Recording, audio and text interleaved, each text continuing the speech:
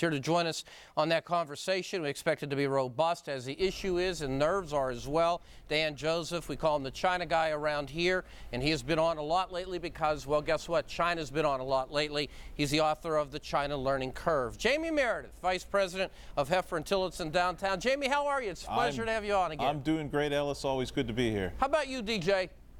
Oh, doing great. Thanks for having me, Alice. No problem. All right, let me start with you, Jayme. About 600-point difference from the high to how it closed today. Up over 440, down over 200. What happened? What's going on? It's pretty crazy. We thought we had a recovery. We had some good turnaround in Europe. For most of the day, it looked like we were going to get some of the big slides back from the previous day, but you turn away for 2 minutes. From about 3 o'clock on, the market started to slide. You look at some of the names, and good quality names were still up today. Some names that have been overpriced for a number of years, they went down and they stayed down. I think this is a couple things going on in the market. I think we still have the program traders, the robo traders, the high frequency traders. There's a lot of kind of technical trading going on, and those things are triggering blindly, basically. I also think you've got the speculators leaving the market, so we always want investors to stay in the market and look long term, but sometimes we all got to play in that same sandbox, and sometimes those traders and the speculators throw sand around and we get it down our shirt and in our eyes, and this is one of those times. Dan, we often hear the technicals are part of it, data's part of it, the charts are part of it, and yet the media grabs on it and starts to immediately look to tie things together, good and bad, every day. Jayme and I have had that conversation, I think, hundreds of times, and obviously the tie-in now, the narrative is all about China. We've talked a lot recently. I suspect that even you're a little surprised by the nature of decline, the drastic nature of it, and the quickness of it. Well, I think that China's position was always fragile. As you recall, they had about a 100% run-up in their stock market over the past 12 months, and then in June, everything started to fall apart. It dropped about 30%, and the government intervened heavily. And the common perception has been without that government intervention, it was going to fall again. And that's exactly what we saw. So basically last week, at the end of last week, a Chinese number, the Purchasing Managers Index indicator, came out suggesting that Chinese economy might be slowing even further than expectations right now. Of course, it's been slowing all year. So this kind of ignited the panic within the market. China's market tanked, and then we followed suit. And basically that connection really relates to the strength of the overall global economy. It's not really a connection between the two stock markets, but when China began to sink like that, sentiment grew that maybe China's economy is weaker than we think, and that's going to have a larger impact on the global economy than we thought. And now things are being sorted out a little bit, and people are reconsidering, and maybe it won't continue down in that kind of drastic fashion. But the initial sentiment was, boy, this might have a large impact on the global economy. Let's go to China, and specifically to you, Jayme, on this. Ed Cowart, portfolio manager, Ego Asset Management. There's a lot of uncertainty surrounding China. And then another analyst says the world economy, to Dan's point, isn't robust enough to deal with the uncertainty. I don't think we are out of the woods yet. Tie in what Dan was saying and this perspective that the global economy is just not strong enough to effectively get out of China's way. Well, so China is the second largest economy as a country.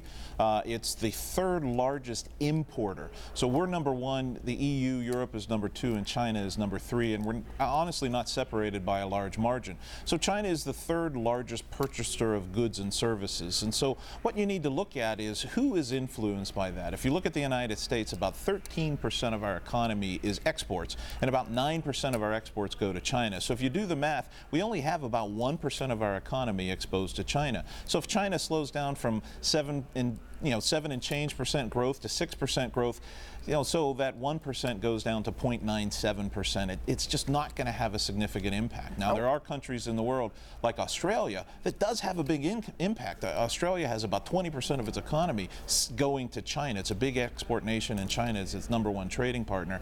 And you see other countries like South Korea also is like that. Germany has some exposure to China. But here in the U.S. mainland, we honestly don't have a big exposure to China. Well, and yet, talk to me, Dan, talk to me, Jayme. We're all sitting around watching our 401s go I don't want to say where it's going the last few. Look, we're off 11% in the last week. 11% in the last week. We're officially into a correction because it's 12% from the high. There's people talking about a bear, which takes you to 20%. We'll talk about that in a moment. But wait a minute. Reconcile we don't have that big a connection with China and losing 11% in 5 days. Well, here's how I describe it. You know, we've got the Pirates doing very, very well. We've got two very good base stealers.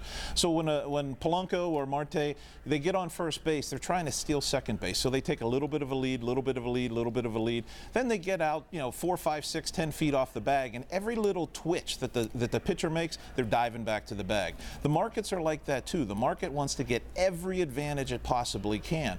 So what it does is it takes some information and it really draws it out. And people push up prices, push up prices, push up prices, and you have something like China and a slowdown in China. That's not only the pitcher kind of twitching, that's a pitcher actually throwing the ball back to the bag. All right, and everybody's diving back. I love the baseball, but I got to go to you on this, Dan. All right, this is the 5th time I think in 9 months they tried to help the economy, and they did it. And the reason we saw this boost, and we all woke up to sunshine today before the clouds at the end of the day, was because they had cut their interest rates in order to stimulate, give stimulus and boost the economy, and then it goes away.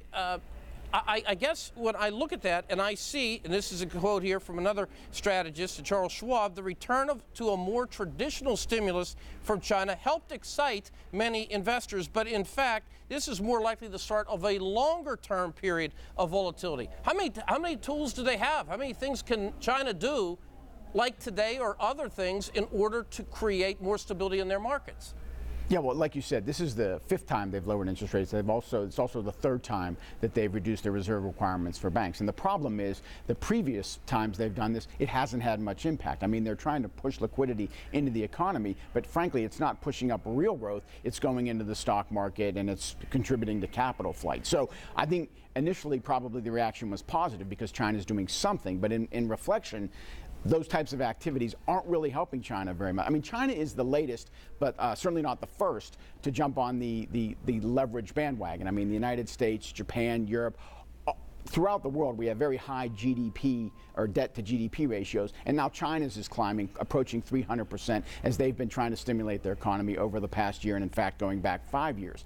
And so the more you do that, as we found out in our own country, the less benefit it really has. And that's where China is. They're stuck in between a rock and a hard place now. It's not clear how much more fiscal or monetary stimulus will help them. And that adds to the uncertainty. So I think the initial reaction was, hey, this is good, China's doing something. But again, upon reflection, maybe it's not going to help that much. But Ellis, here's one thing we've got to break the connection between the Chinese stock market and the Chinese economy. The Chinese stock market is not like the market here in the United States. If you look at the numbers, I think I saw almost 70% of citizens in the United States have some dealing with the stock market, whether it's personal accounts, whether it's 401ks, whether it's pensions. If you look at China, less than 5% of the population has anything to do with their stock market. They've got their stock market it's fixed. There's great intervention.